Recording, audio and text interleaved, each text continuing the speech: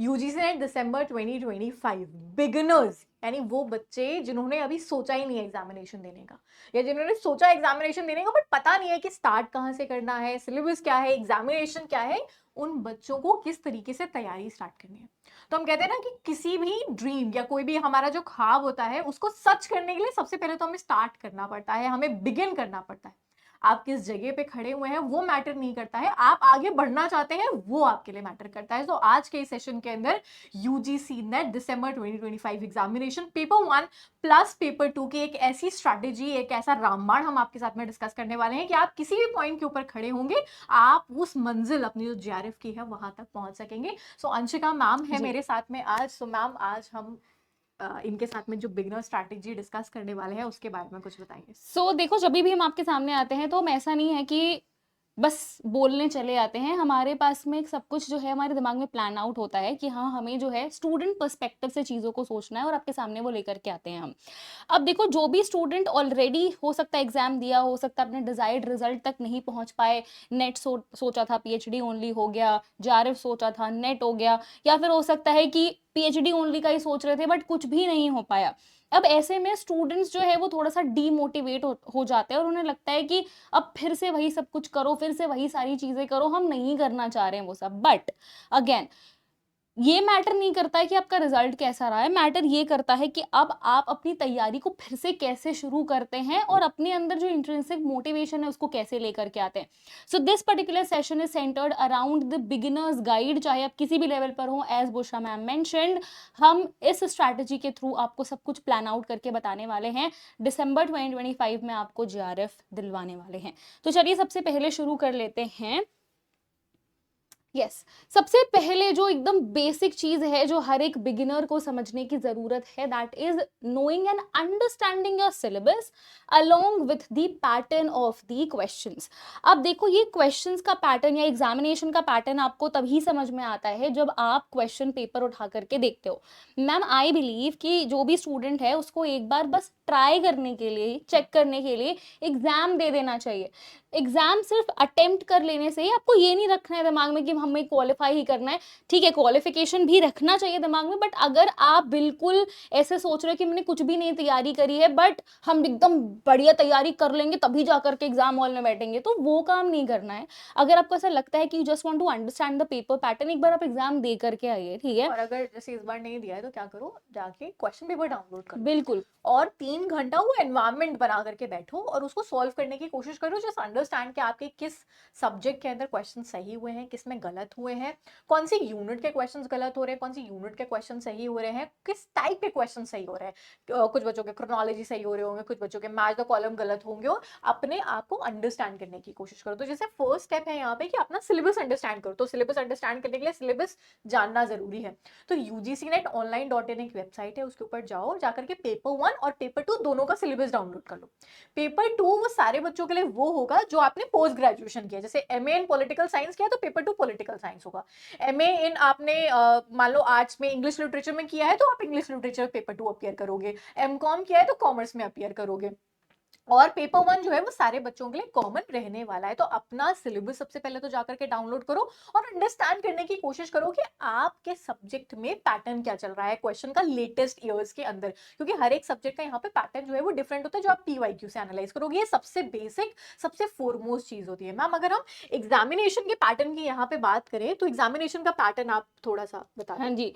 देखो, आपके पास में दो पेपर्स होते हैं, जैसा कि मैम ने मेंशन किया। पेपर 1 जो है ये आपका होता है जनरल पेपर, और ये जनरल पेपर सबके लिए कॉमन है, चाहे आपका कोई भी सब्जेक्ट हो, चाहे आप कॉमर्स से हो, इंग्लिश से हो, political science, history, Hindi, EVS, irrespective of your paper 2, paper 1 will be common for everyone. तो ये सबको अपियर कर, सबको ये अटेम्प्ट करना है और इसका बेस स्ट्रांग होना बहुत ज्यादा जरूरी है। सेकेंड इज योर पेपर 2, जो आपका खुद का स्पेसिफिक पेपर होता है जिसमें आप मास्टर्स करते हो। अब जो नंबर ऑफ क्वेश्चंस है पेपर 1 के अंदर वो आपको 50 क्वेश्चंस देखने को मिलते हैं और पेपर 2 में आपको 100 क्वेश्चंस देखने को मिलते हैं। इन दोनों में ही हर एक क्वेश्चन पर आपको 2 मार्क्स मिलते हैं और टोटल जो है वो आपके 300 मार्क्स बनते हैं, 100 मार्क्स आपके पेपर 1 के और 200 आपके पेपर 2 के। सबसे अच्छी चीज़ जो यूजीसी नेट एग्जामिनेशन में है वो ये है कि यहाँ पर आपको कोई भी नेगेटिव मार्किंग देखने को नहीं मिलती है, जिसकी वजह से बच्चों के पास में ये 150 के 150 पूरे क्वेश्चंस अटेम्प्ट करने का पूरा चांस होता है। अब ये तो आपका पैटर्न हो गया पेपर का। इसके अंदर देखो 3 घंटे का आपका जो है ये पूरा पेपर होता है, जिसमें ये कोशिश करो आप कि एग्जाम के टाइम में पेपर 1 जो है वो फर्स्ट 1 आवर में आप कंप्लीट कर ले और पेपर 2 को रिमेनिंग 2 आवर्स आप दे देते हैं। साथ ही साथ इस बार जो है या हर एग्जामिनेशन में मैं हमेशा यही सुनती हूँ कि बच्चे ये बोलते हैं मैम कि पेपर 1 की वजह से नहीं हो पाया जा रहा है, फिर पेपर 1 की वजह से नेट नहीं हो पाया। तो पेपर 1 इस वजह से बच्चा नेग्लेक्ट करता है क्योंकि उसका जो इंक्लिनेशन है या जो लव है वो उसके मेन पेपर की तरफ होता है। उसको लगता है कि यार मेरा ये पेपर है, उसे एक इमोशनल अटैचमेंट होता है कि भाई हम यही पढ़ते आ रहे हैं, बैचलर्स में पढ़ा है, मास्टर्स में पढ़ा है। तो इसी वजह से पेपर 1 को कहीं ना कहीं बच्चा निग्लेक्ट करते हुए चलता है, जो कि उसको बाद में रिजल्ट में बैकफायर करता है। तो ये चीज आपको ध्यान में रखनी है। ये जो बिगिनर गाइड हमने बनाई है ये इसी सारी चीजों को हम लेकर के बना रहे हैं कि आपको क्या चीजें करनी है और क्या चीजें नहीं करनी है। तो पेपर 1 पर प्लीज खासा ध्यान रखो, स्टार्टिंग से आखिरी के 2 महीने या 30 दिन में पढ़ने की कोशिश मत करो। बेस जो है वो स्टार्टिंग के मन से ही बनाना शुरू करो, ताकि लास्ट में आते आते आपके ऊपर बर्डन ना बने, क्योंकि पेपर 2 ऑलरेडी बहुत फैक्ट बेस्ड पूछा जा रहा है, इन डेप्थ पूछा जा रहा है। पेपर 1 में फिर भी पीवाईक्यू बेस्ड क्वेश्चंस आपको देखने को मिल रहे हैं। अगर आप 80+ मार्क्स यहाँ पर स्कोर करते हैं तो आप अच्छा खासा जो है वो कट ऑफ क्लियर करने की तरफ बढ़ जाएंगे मैम। एंड ये वो स्ट्रैटेजी है जो टॉपर्स बिल्कुल नेग्लेक्ट नहीं करते हैं। ये वो चीज़ जी। है कि वो जो बैलेंस मेंटेन करने की बात हो रही है ना, कि आप वेटेज देने की कोशिश करो, मैनेजमेंट करने की कोशिश करो टाइम का, ये चीज़ ऐसी है जो कोई टॉपर स्किप नहीं करता। दूसरी चीज़ जो है वो आप 3 टियर्स के अंदर प्रिपरेशन करो, यानी 3 लेवल्स पढ़ते हैं, जिसको हम बोलते हैं ना 3 परतों में प्रिपरेशन होती है। बहुत सारे बच्चे स्टार्टिंग में जो है वो कहते हैं क्वेश्चन सॉल्व कर लें, मॉक टेस्ट लगा लें, नहीं ये करना है अभी। जैसे जैसे एक एक परत खुलती है ना तब आप अंदर पहुंचते हो। ये नहीं कि आपने डायरेक्टली मतलब एक सीढ़ी चढ़ी नहीं है, हमने डायरेक्ट ऊपर जाएंगे तो नीचे स्लिप कर जाओगे आप। आपको एक एक लेयर बाय लेयर जाना है। सबसे पहली लेयर जो है वो हमारे पास में होती है कॉन्सेप्चुअल क्लैरिटी के लिए। जब तक आपके कॉन्सेप्ट स्ट्रॉन्ग नहीं है तब तक कुछ नहीं होने वाला है। कोई ऐसा क्वेश्चन नहीं है, हार्डली एग्जामिनेशन में 2-3 क्वेश्चंस रिपीट हो रहे होते हैं जो पिछले सालों के आ रहे होंगे। आप कितने भी सेशंस कर लो, एग्जैक्ट क्वेश्चंस रिपीट नहीं होते। हाँ, कॉन्सेप्चुअल क्लैरिटी है, किसी भी तरीके का क्वेश्चन आ जाए फिर आप उसको अटेम्प्ट कर लोगे। तो सबसे पहले तो कॉन्सेप्ट स्ट्रॉन्ग करो। दूसरी चीज होती है जहां पे आप प्रैक्टिस करने की कोशिश करते हो, जहां पे आप प्रीवियस ईयर के जो पेपर्स हैं उनके थ्रू पैटर्न अंडरस्टैंडिंग करने की कोशिश करोगे, उनको लगा के जो है वो एप्लीकेशन नॉलेज का करने की कोशिश करोगे। तीसरी चीज जो है वो हमारे पास में आ जाती है रिवीजन की, यानी यहाँ पे अब आपने जो पढ़ा है, जो अप्लाई किया है, जो पैटर्न देखा है, जो नए टॉपिक्स देखे पीवाईक्यूज के थ्रू, अब आपने जो है यहाँ पे रिवीजन आपको जो है वो रेगुलर लेवल के ऊपर करना है। एक हफ्ते में एक दिन निकाल लो कि पूरे हफ्ते जो पढ़ा उसको मैं रिवाइज करने की कोशिश करूंगी। महीने में एक दिन निकाल लो कि पूरे महीने में जो पढ़ा 2 दिन में वो पूरा रिवाइज करने की कोशिश करूंगी। तो ये सीपीआर मेथड है या सीपीआर 3 टियर स्ट्रैटेजी है जो आपको फॉलो करनी है। पेपर 1 प्लस पेपर 2 के अंदर हम कहते हैं टाइम मैनेजमेंट करते हुए चलना है। बहुत सारे बच्चे कंफ्यूज होते हैं कि मैम कितने आवर्स हमें पढ़ना चाहिए, पेपर 1 को कितने आवर्स दूं, पेपर 2 को मैम कितने आवर्स देने चाहिए। So what's your take on this? मुझे ऐसा लगता है कि जब आप बिल्कुल स्टार्टिंग से प्रिपरेशन कर रहे होते हो तो बहुत सारी चीज़ें आप अननोन भी रहते हो और आपको बिल्कुल पता भी नहीं होता कि कभी कभी हम प्रिपरेशन करते करते ही बहुत सारी चीज़ें सीखते हैं। तो सबसे फोरमोस्ट चीज़ ये है कि क्योंकि पेपर 2 के अंदर आपके पास में 200 मार्क्स बन रहे हैं, 100 क्वेश्चंस आ रहे हैं, पेपर 1 के अंदर आपके पास में 50 क्वेश्चंस आ रहे हैं, तो जैसा हम पेपर के क्वेश्चंस में देख रहे हैं एक 1:2 का रेशियो है, तो आप वैसा ही जो है वो बैलेंस पेपर 1 और पेपर 2 के बीच में बना सकते हो। क्योंकि आपके पास में यूजीसी नेट की तैयारी करने वाले जो स्टूडेंट्स होते हैं वो बहुत डाइवर्स हैं, कुछ हाउसवाइफ्स हैं, कुछ ऑलरेडी जॉब में रहते हुए जो है वो इसकी तैयारी कर रहे हैं, कुछ ऐसे हैं जो कि कॉलेज गोइंग स्टूडेंट्स हैं। तो ऐसे में सबका जो टाइम है वो अलग अलग होता है, वो बहुत ज़्यादा डिफर करता है एक दूसरे से। तो हम यहाँ पर एक जनरलाइजेशन नहीं कर सकते हैं कि भाई तुम इतना टाइम पेपर 1 को दो, इतना टाइम पेपर 2 को दो।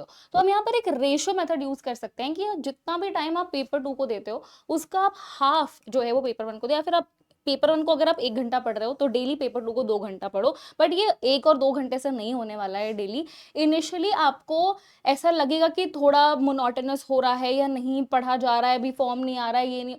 आपको फॉर्म की चिंता नहीं करनी है, आपको किसी नोटिफिकेशन की चिंता नहीं करनी है, वो हम पर छोड़ दो। नोटिफिकेशन आएगा, हम आपको बताएंगे नोटिफिकेशन आ गया है, फॉर्म कब फिलिंग होगी आपको पता चल जाएगा, फॉर्म फिलअप कर सकते हो बहुत इजीली।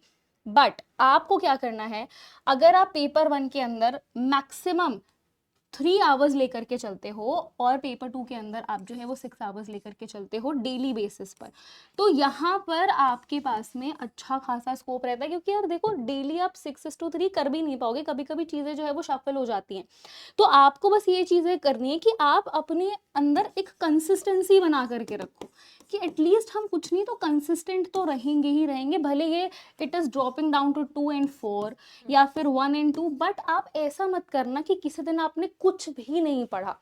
कभी कभी मोनोटोनस हो जाता है, पेपर 1 पढ़ रहे हो, नहीं हो रहा नहीं हो रहा नहीं हो रहा, पेपर 2 की कोई यूनिट उठा करके पढ़ो, बहुत देर से पेपर 2 पढ़ रहे हो, नहीं जा रहा दिमाग में, स्विच टू पेपर 1। सो इस तरीके से जो है आप एक बैलेंस भी बना करके चलेंगे, आपको मोनोटोनस भी नहीं लगेगा, इंटरेस्ट भी बना रहेगा, और साथ ही साथ क्वेश्चंस के थ्रू जो भी थ्योरी आप पढ़ते हो उसके बाद क्वेश्चंस लगाना, जैसे कि मैम ने सीपीआर मेथड बताया, आपको क्वेश्चन सॉल्व करना बहुत ज़्यादा ज़रूरी है, क्योंकि question are the things where you apply your knowledge, and application of knowledge is again very very important, which takes us to our next not okay. next to next so maybe, yeah. एक जो है ना, जब हम pattern understand करते हैं वो paper का पैटर्न होता है कि पेपर 1 में 50 क्वेश्चंस हैं, पेपर 2 के अंदर 100 क्वेश्चंस आ रहे हैं। दूसरी, अब आपको यूनिट वाइज वेटेज के ऊपर जाना है, आपको सब्जेक्ट वाइज वेटेज पे जाना है। पेपर 1 में आप अंडरस्टैंड करोगे पेपर 1 में कि हर एक यूनिट से कितने क्वेश्चंस आ रहे हैं, टीचिंग एप्टीट्यूड से कितने क्वेश्चंस हैं, कम्युनिकेशन से कितने क्वेश्चंस हैं। पेपर 2 आपका जो भी है, जैसे अगर मैं कॉमर्स की बात करूँ तो फाइनेंस से कितने क्वेश्चंस हैं, साठ से कितने क्वेश्चंस हैं, अकाउंट से कितने क्वेश्चंस हैं। ये कैसे पता चलेगा? ये आपको पीवाईक्यूज के थ्रू पता चलेगा। लास्ट के 3 सालों के पेपर्स देखो, 2 साल या 3 साल आपके लिए मोर देन इनफ रहेंगे। इनके पेपर्स को देखो और अंडरस्टैंड करने की कोशिश करो कि यूनिट वाइज कितने क्वेश्चंस आ रहे हैं। अब आपको दिखने को मिलेगा वहां पे कि इक्वल वेटेज नहीं है सारी यूनिट्स को। Right. कभी किसी यूनिट को फोकस किया है, कभी किसी यूनिट को फोकस किया है। पैटर्न चेंज हो रहा है, क्वेश्चंस का लेवल चेंज हो रहा है, वेटेज चेंज हो रहा है। This is something you need to understand. Paper 1 जो कि जनरल पेपर है आपका सारे सब्जेक्ट्स के अंदर, तो इसका पेपर का पैटर्न अंडरस्टैंड करने के लिए आपके पास में मैम अवेलेबल है यूट्यूब के ऊपर, आप मैम की क्लासेस के अंदर एनरोल करो, मैम उसी पैटर्न के हिसाब से पढ़ा रही है। पेपर 2 का वेटेड अंडरस्टैंड करने के लिए आपके जो भी रेस्पेक्टिव सब्जेक्ट्स हैं उनकी फैकल्टीज को आप कंसल्ट करो, उनकी सेशंस को आप कंसल्ट करो, एज वेल एज खुद से अंडरस्टैंड करने की कोशिश करो पीवाईक्यूज के थ्रू। Yes. और जब आपने वेटेज अंडरस्टैंड कर लिया, आपने एक तो कंसेप्चुअल क्लैरिटी लेकर के आए, आपने वेटेज अंडरस्टैंड कर लिया, आपने पढ़ना चालू कर दिया। अब मैम होता क्या है कि बहुत सारे बच्चे पढ़ते चले जाते हैं और फिर एग्जाम को जाते हैं मॉक टेस्ट की तरह देने के लिए। जी बिल्कुल सही बोला आपने कि एग्जाम को मॉक टेस्ट बना लेते हैं कि भाई हमारा तो मॉक टेस्ट है, 3 घंटे का हाँ। बैठेंगे और उसके बाद हम फ्रस्ट्रेट हो जाएंगे क्योंकि हमें कुछ समझ नहीं आ रहा है। भाई ये जो मॉक टेस्ट है ना, ये अगर आप वीकली नहीं अटेम्प्ट कर सकते हो, एटलीस्ट ट्राई करो कि you attempt at least 2 mock test a month. ये अपना एक सेट क्राइटेरिया रख लो कि कम वॉट में आपको 2 mock test per month attempt करने हैं, और हर वीकेंड पर आपने पूरे हफ्ते जो भी पढ़ा है उसका रिवीजन करना है आपको, और आपको पीवाईक्यू सॉल्व करने हैं। अगर हम चैनल पर आपको मैराथन सेशंस करवा रहे हैं क्वेश्चंस के, आपको उसको देखना है, आपको यूनिट वाइज मैराथन सेशंस देखने हैं for paper 1 as well as for paper 2। इसके अलावा अगर आप के पास में कोई स्टैंडर्ड बुक है, आप बुक को भी रेफरेंस बनाइए। आप अगर किसी फाउंडेशन बैच में एनरोल करना चाहते हैं, आप फाउंडेशन बैचेस में एनरोल कीजिए, क्योंकि रिसोर्सेज ही वो होते हैं जो आपको आपका नेट जेआरएफ क्वालिफाई करके देते हैं। बिना रिसोर्स इज लाइक आप बिना रीढ़ की हड्डी के हैं, तो वो चीज़ नहीं रखनी है। हमारे पास में रिसोर्सेज एज अ बेस होना चाहिए, चाहे आप फ्री रिसोर्सेज की बात कर रहे हैं, चाहे आप जो है वो फाउंडेशन रिसोर्सेज की बात कर रहे हैं। It is up to you how you want to start your preparation, but do rely on all those reliable resources जो आपको अच्छा रिजल्ट देने वाले रिसोर्सेज बनते हैं। yes. फिर जब भी आप एप्लीकेशन ऑफ नॉलेज की बात कर रहे हो, तो स्टार्टिंग में जब आप मॉक्स दोगे तो आप ऑब्वियसली 10 यूनिट के नहीं दे सकते क्योंकि पढ़ी नहीं है हमने। तो आप Right. यूनिट वाइज देने की कोशिश करो, टॉपिक वाइज मॉक्स दो, यूनिट वाइज मॉक्स दो। जैसे आपने 4-5 टॉपिक्स पढ़ लिए, उन 4-5 टॉपिक्स के क्वेश्चन सॉल्व करने की कोशिश करो। आपने एक यूनिट कंप्लीट कर लिया, उस पर्टिकुलर यूनिट के पीवाईक्यूज अप्लाई करो, उस पर्टिकुलर यूनिट के मॉक टेस्ट दो, उस पर्टिकुलर यूनिट के क्वेश्चंस को सॉल्व करने की कोशिश करो। गैप्स पता चलेंगे, आपको ये पता चलेगा कि मैंने ये पढ़ा तो है लेकिन मैं अप्लाई नहीं कर पा रहा हूँ, क्योंकि अगर Right. आप अप्लाई नहीं कर पा रहे हो तो यूजलेस है यार, वो Wasted वाली है। पढ़ाई, yes. Right. आपने सिर्फ समय बर्बाद किया। सो आपको अंडरस्टैंड करना पड़ेगा कि यहाँ पे एप्लीकेशन ऑफ नॉलेज हो रहा है कि नहीं हो रहा है। अगर नहीं हो रहा है, गैप आ रहा है, वापस से पढ़ो और डीप में जाकर के पढ़ो। और अगर एप्लीकेशन हो रहा है तो यहाँ से लेवल इंक्रीज करने की कोशिश करो। इस तरीके से पहले तो यूनिट वाइज के ऊपर जाओगे, और उसके बाद में टुवर्ड्स दी एंड जब आपका खत्म हो जाएगा पूरा का पूरा, मान लो सिलेबस खत्म हो गया है, लास्ट के जो 1 महीना हमारे पास में बचता है, उस टाइम पे आप फुल लेंथ मॉक टेस्ट से टाइम मैनेजमेंट करने की कोशिश करोगे 3 घंटे में। जैसे मैम ने बोला पेपर 1 को 1 घंटा, पेपर 2 को 2 घंटा, कि वो 3 घंटे में आप 150 क्वेश्चंस कर पा रहे हो या नहीं कर पा रहे हो। तो ये मूव करना है पहले और ये यूनिट वाइज मैम के थ्रू, और फिर एक्चुअली ऐसे। हेल्प भी करता है to understand the strength and the definitely weaknesses. तो वही मैम ने कहा कि आपको स्ट्रेंथ और वीकनेसेस अपनी समझ करके चलना होगा, जिसके लिए मॉक टेस्ट बहुत ज़्यादा ज़रूरी है। आप चाहें तो आप टेक्स्ट बुक के एप्लीकेशन पर भी यूनिट वाइज क्वेश्चन सॉल्व कर सकते हैं, तो आप प्लीज़ टेक्स्ट बुक का एप्लीकेशन भी डाउनलोड कर लेंगे। Definitely.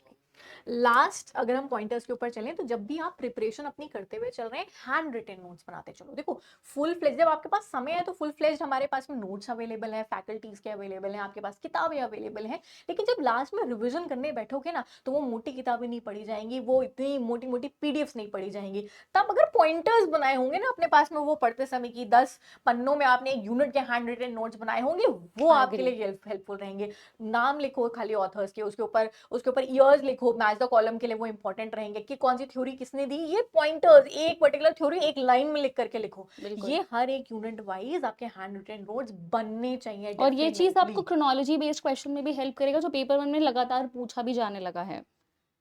So ma'am I believe हमने यस। इनको मेजॉरिटी चीजें बता दी हैं। अगर इसके बाद भी आपके मन में कोई डाउट्स आ रहे हैं, आपको लग रहा है कि मैम ये वाली चीज और बता दो कि ये कैसे करना है, वो कैसे करना है, कोई भी मन में डाउट्स आ रहे हैं, कोई भी सवाल आ रहे हैं, so do let us know in in the the comment comment section. Section, and definitely will come up with a video on the same. Yes, thank you so very much guys. I hope कि आपको ये video अच्छी लगी होगी, आपके लिए helpful रही होगी। If yes then do like, share and subscribe to the channel. We will see you in our next video. Thank you very much.